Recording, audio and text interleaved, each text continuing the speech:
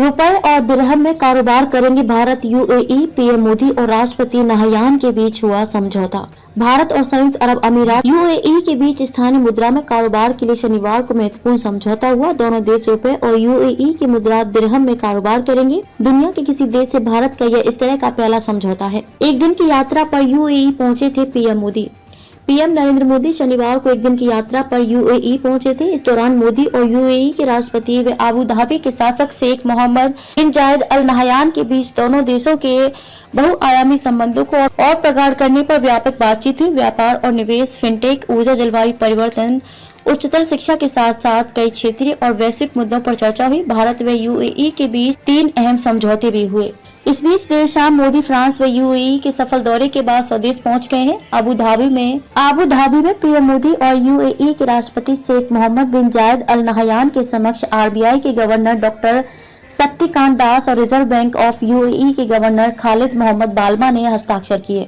राष्ट्रपति से मुलाकात के बाद बोले पीएम मोदी और राष्ट्रपति नाहयान की अगुवाई में दोनों देशों के बीच समझौता। फ्रांस की 2 दिवसीय यात्रा के बाद शनिवार को संयुक्त अरब अमीरात यूएई पहुंचे प्रधानमंत्री नरेंद्र मोदी का शानदार स्वागत किया गया। दुनिया की सबसे ऊंची एवं प्रतिष्ठित इमारत बुर्ज खलीफा को भारतीय राष्ट्रीय ध्वज तिरंगे के रंगों से रोशन करने के साथ ही लाइट एंड साउंड शो में प्रधानमंत्री मोदी की तस्वीर भी उकेरी गई। इसके बाद संदेश प्रसारित किया गया, आपका स्वागत है माननीय प्रधानमंत्री नरेंद्र मोदी। बुर्ज खलीफा पर उकेरी मोदी की तस्वीर। यूएई पहुंचने पर पीएम मोदी का जोरदार स्वागत किया गया। उनके आने की खुशी में दुबई की मशहूर गगनचुंबी इमारत बुर्ज खलीफा को भारतीय राष्ट्र ध्वज के रंगों से रोशन किया गया।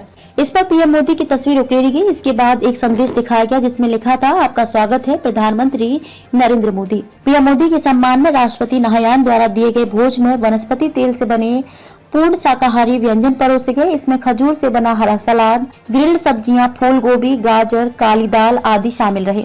भोजन के साथ परोसी गई मिठाई भी स्थानीय मौसमी फलों से बनी थी। जलवायु परिवर्तन पर विकसित देश $100 अरब देने की प्रतिबद्धता करें पूरी। Abu Dhabi.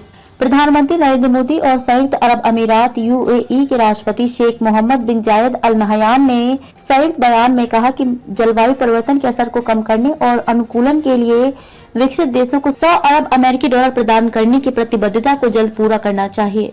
ये 3 समझौते हुए।